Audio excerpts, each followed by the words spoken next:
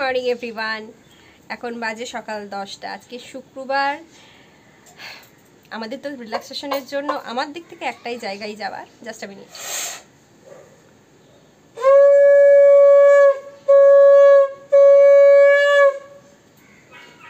একটাই জায়গা যাওয়ার থাকে, সেটা দেশবাড়ি। আর তো কোথাও সেরকমভাবে যাওয়া হয় না বা যাওয়ার নেইও জায়গা। তো আজকে আবার সেখানে যাওয়া হবে। 2-3 দিনের জন্য একটা ব্রেক। শুরু করব ভেবেছিলাম ব্লগটা পুচকুটাকে নিয়ে, কিন্তু সকালবেলায় বেরোনোর স্কুলে যাওয়ার জন্য এতটা তাড়া ছিল, সোনুটা উঠে পড়েছিল, কিন্তু ব্লগটা শুরু করতে ভুলে গেছি। আজকে এখান গরম তো প্রচুর আছে, সেরকম রোদের জোরটা যদিও নেই। তবে আজকে স্কুলে গিয়ে একটা খুব সুন্দর মজার ঘটনা ঘটেছে, সেটা অবশ্যই বলবো, তবে সেটা ডে এন্ডে বলবো। তো চলুন আজকে ব্লগটা এখান থেকে শুরু হচ্ছে। দেখা যাক সারাদিন কী কী থাকে। পুচকুটা মানে এই 10-15 দিনে এমন একটা অভ্যেস হয়ে গেছে না, ওকে ছেড়ে যেতে বড্ড মনটা খারাপ লাগছে। তো চলুন, আজকে ব্লগটা যদি ভালো লাগে তাহলে অবশ্যই চ্যানেলটাকে সাবস্ক্রাইব করতে হবে, সঙ্গে থাকতে হবে। আর যদি আমাকে ভালো লাগে, আমার সোনাটাকে ভালো লাগে, তাহলে কিন্তু অবশ্যই চ্যানেলটাকে সাবস্ক্রাইব করবেন এবং ভিডিওগুলো দেখবেন। কুচুন বুড়ো ঘুম থেকে উঠে পড়েছে। তোমাকে সবাই কি বলেছে জানো? তোমাকে তুলে নিয়ে চলে যাবে, তোমাকে তুলে নিয়ে চলে যাবে বলে বলে তুলে নিয়ে চলে যাবে বলেছে। এত হাসি, এত হাসি। একজন আন্টি কি বলেছে জানো তোমাকে? আমি কেন তোমাকে ব্যাঙাচি বলেছি? ও ব্যাঙাচি, ব্যাঙাচি। দুপুরবেলা একদিন পাশে শুয়েছি, শোয়ার সাথে সাথে এত ছটফট করছে, এত ছটফট করছে, হাত পা ধরে রাখতে পারছি না। তখন আমি ঘুমের মধ্যে বলেছি, I ব্যাঙাচি, ব্যাঙাচি, I Kutus, Kutus, I Kutus. মাম্মা, কি হয়েছে মাম্মা? এই কুটুসটাকে ছেড়ে থাকা যায়? কিভাবে যে থাকবো দুটো দিন, চোখ কান না বন্ধ করে থাকবো? আমি একটা লচগোল্লা খাবো, একটা ছানার পান্তুয়া খাবো। আমাকে একটা লচগোল্লা দিয়ে দাও আগে, একটা লচগোল্লা। লচগোল্লা, ছানার পান্তুয়াটা দেখি, ছানার পান্তুয়াটা দেখি। ছানার পান্তুয়াটাও খেয়ে নিচ্ছি। আমার মাটা, আমার মাটা, আমার 7 রাজার দন মানিকটা গো, আমার 7 রাজার দন।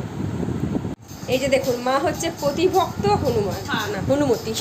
আমাকে খেতে বার করছে, নিজে খেতে দিয়েছি বলে তোমাকে খেতে পারে। চলো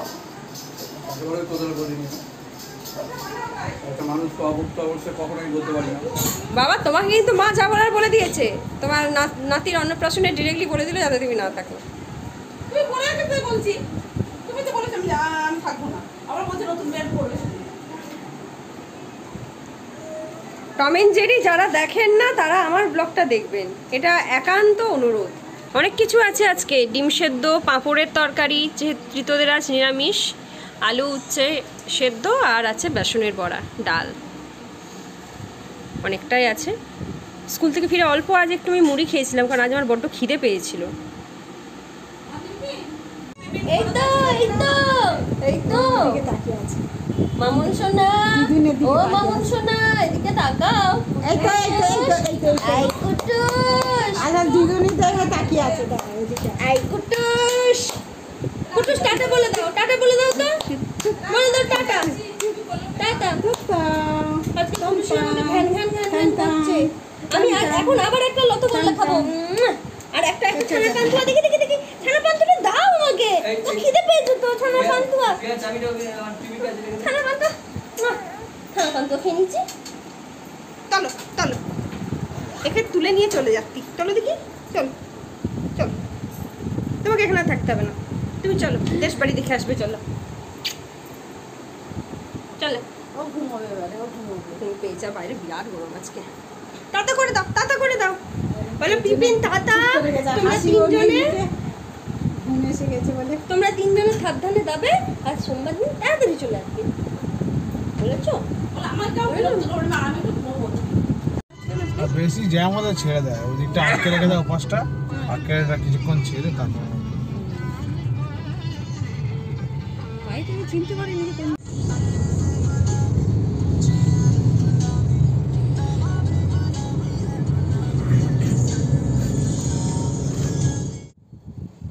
এখন টাইম 3:22। মা বাবা এখন গেল নেমে। এলআইসি অফিসে ওদের কাজ আছে, অলরেডি আরামবাগে পৌঁছে গেছি।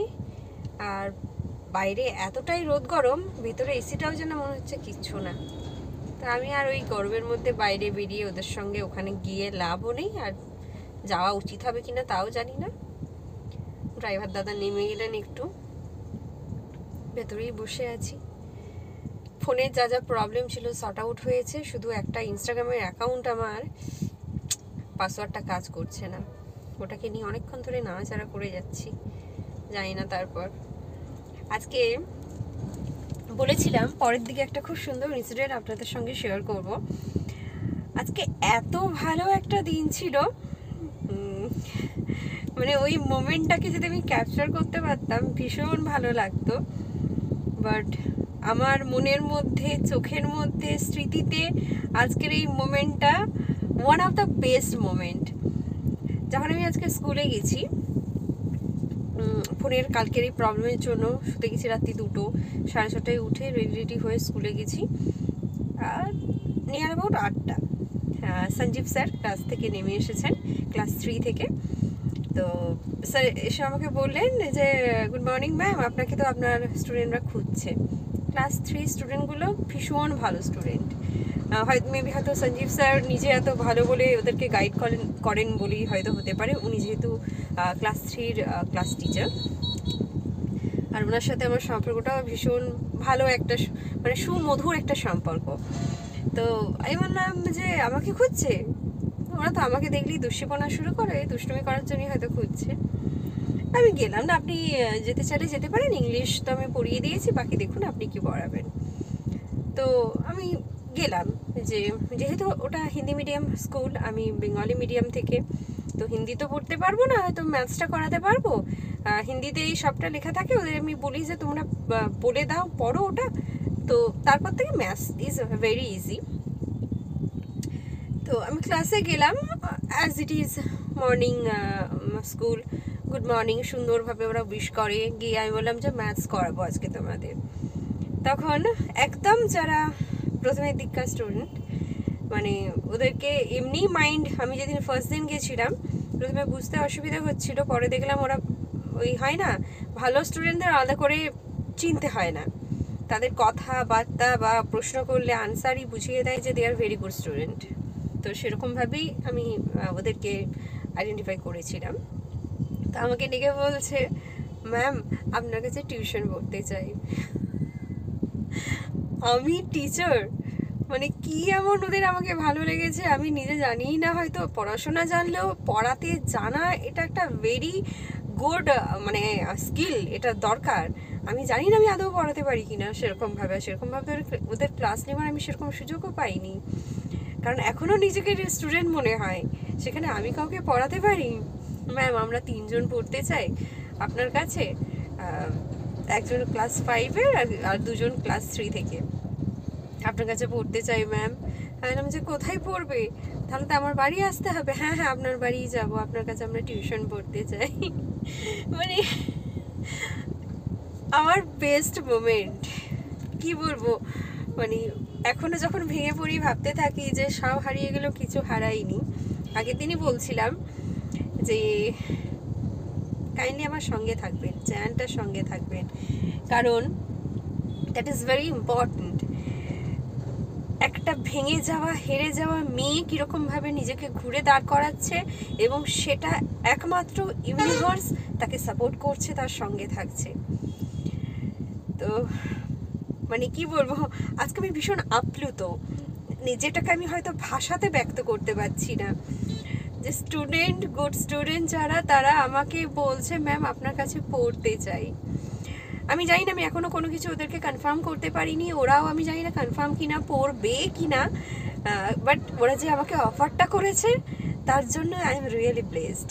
কারণ আমি নিজেও এতটাই ইনভলভ আছি, আমি সন্ধ্যের আগে হয়তো সময়ও করতে পারবো না, তাই এখনও জানি না সামনের দিকে কোন দিকে এগোবে, তবে দেখা যাক। ভেবেছিলাম স্কুলটা ছেড়ে দেবো, কিন্তু এখন বুঝতে পারছি না স্কুলটা ছেড়ে দিতে পারবো বা দেওয়া উচিত হবে কিনা, কারণ আমার কিছু কাজের সাথে যুক্ত হয়ে গিয়ে একসাথে পুরো হচপচ ব্যাপারটা হয়ে যাচ্ছে, জগা খিচুড়ি করে ফেলছি। তো এটাই বেশ সুন্দর একটা মোমেন্ট, আপনাদের সঙ্গে সবটাই শেয়ার করার ছিল, শেয়ার করলাম। আপনাদের থেকেও কিছু শুনবার জন্য আশা রাখলাম। অবশ্যই কোনো কিছু জানাবেন আপনারা, ভালো লাগবে আপনাদের কাছ থেকে যদি কোনো মোটিভেটিং কমেন্ট পাই।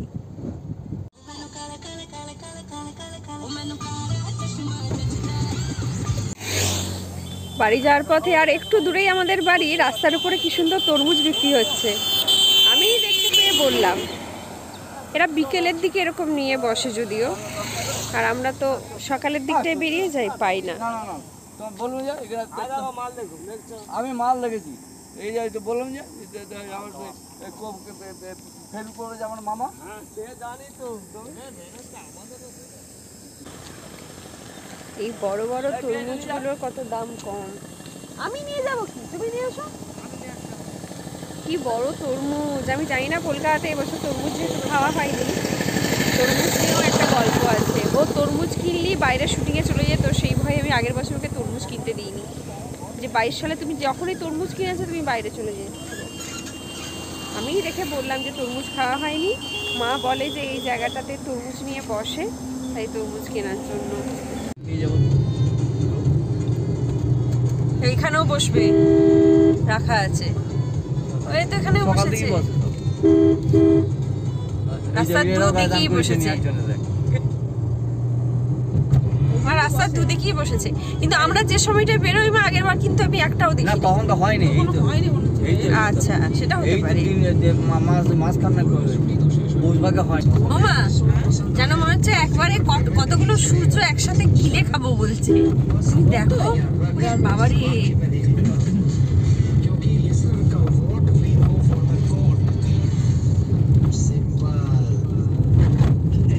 এখন 5টা বাজে, পৌঁছে গেছি বেশ কিছুক্ষণ আগে, আধা ঘন্টা তো হবেই। আজকেই আসলাম, আর আজকেই সকালে পাড়াতে একজন মারা গেছে। দীর্ঘদিন ধরে উনি অসুস্থ ছিলেন ঠিকই, মানে ছেলেবেলার স্মৃতিগুলো না সব আস্তে আস্তে কেমন স্মৃতি, তার সঙ্গে ছেলেবেলার ওই স্মৃতিতে থাকা মানুষগুলো কীরকমভাবে আস্তে আস্তে হারিয়ে যাচ্ছে। আর বারবারই বলেছি, ও মারা যাওয়ার পর থেকে এই মৃত্যু জিনিসটাই সত্য বুঝে গেছি, আর সেরকমভাবে খুব একটা আমার উপর এফেক্টও করে না।